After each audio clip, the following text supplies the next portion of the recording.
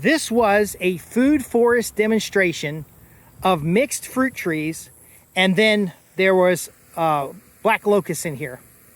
And it was an environment where we were going to demonstrate how over time you can get rid of black locusts without heavy equipment. Now, fortunately, this site has equipment, and we're going to talk a little bit about this. I'm Justin Hitt from Prosperity Homestead.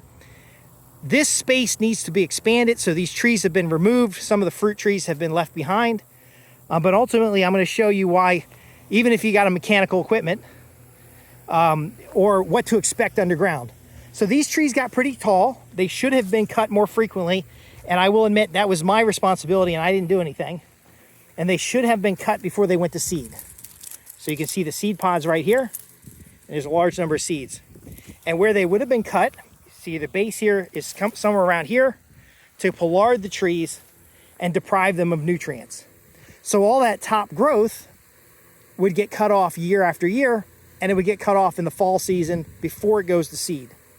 The reason why is because once you cut it out, now if you got mechanical equipment to pull it out, you can pull it out by its roots. We'll talk a little bit about that here shortly. And I'm actually going to gather some of these seeds. Some people say, why would you plant these plants? But again, if you know how to manage them, they make good perimeter and borders. I wouldn't necessarily plant them unless you're confident in what you're doing. Because look at what you've got here. So these were mechanically removed from the ground by somebody who knows what they're doing. And look at the length of those roots. So those roots are underground. The plant is sequestering nitrogen from the atmosphere. Those roots are distributing that nitrogen in the soil. And so if they were just cut off at the ground, even if they're cut off at the ground and poisoned, there's still the possibility of the roots sprouting up someplace else. There's still the possibility of the seeds sprouting during the year. There's still the possibility of there being plants and seeds that have dropped in the ground 10 years ago coming back again. Now, again, if you've got an excavator or you've got a bulldozer and you can get the seeds and you can get the roots and you can get everything up out of the ground, then you can carefully remove it. Otherwise, what you need to do is consistently and regularly manage it by topping it out. And so what we're essentially doing is a certain way up the tree. We're basically making fence posts. Certain way up the tree, we cut the top of the tree out. It'll come back and sprout each year. We cut down the branches on all the sides. Let's say you've got these in a field where there's cows. The cow browsing pressure would reduce the tree. Goat pressure. Now these are not ideal for feeding goats because they can have cyanide in them that would cause problems with the goats. But you would cut this before it got to seed, because you'll notice wherever this gets cut and wherever it gets dragged, all these seeds are going to be available, and there's thousands of them. Again, this is the kind of plant that establishes a forest. Now, by cutting it down and coppicing it, or we don't want to coppice it, we want to pollard it, which means cutting it down, usually about head height, is going to keep the plant short, because this plant has to have direct sun to grow. It will not grow well in the shade. So it exists in the forest, but it won't live in the forest unless it has gotten to the canopy level. And we don't want it to get to canopy level because, again, these seeds will pop and they'll go everywhere and you'll have plants everywhere.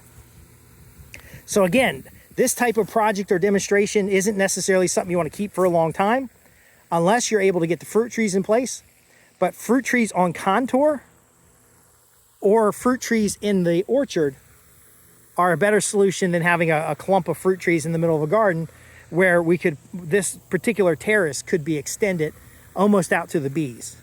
And so by having this clump here, it was there. It wasn't ideal, but it's there. And so if you're going to mechanically remove this, you want to remove everything that was there, the roots, a bit of the soil, and you want to make sure that you're constantly coming back for anything that sprouts back up and removing that as well.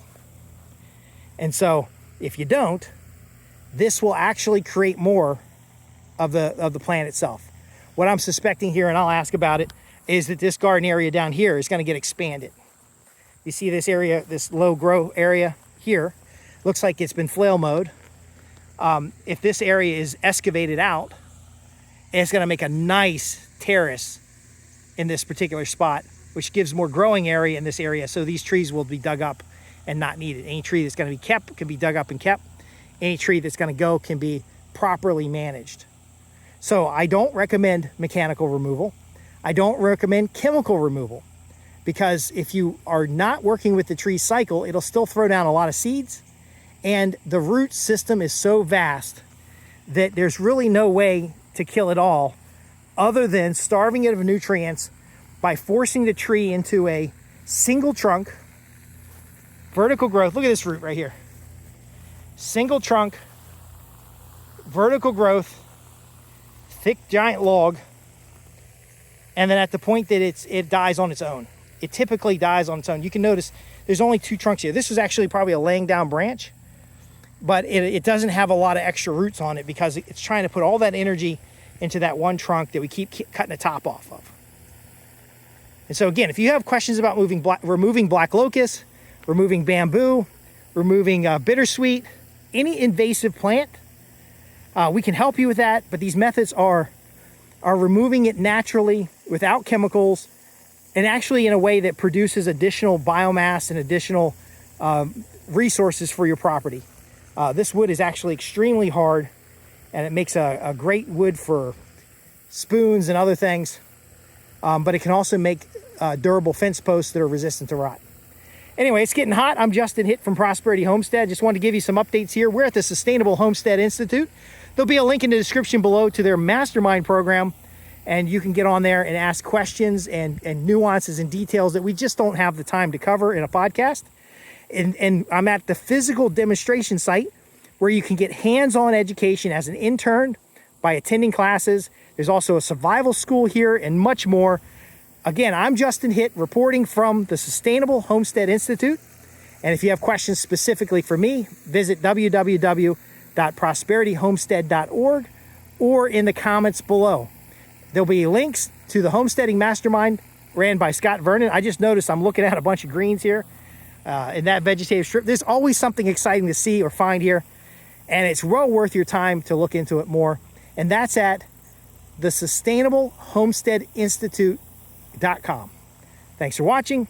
Links in the description, and I'll see you in the next one. And this has been about removing black locust.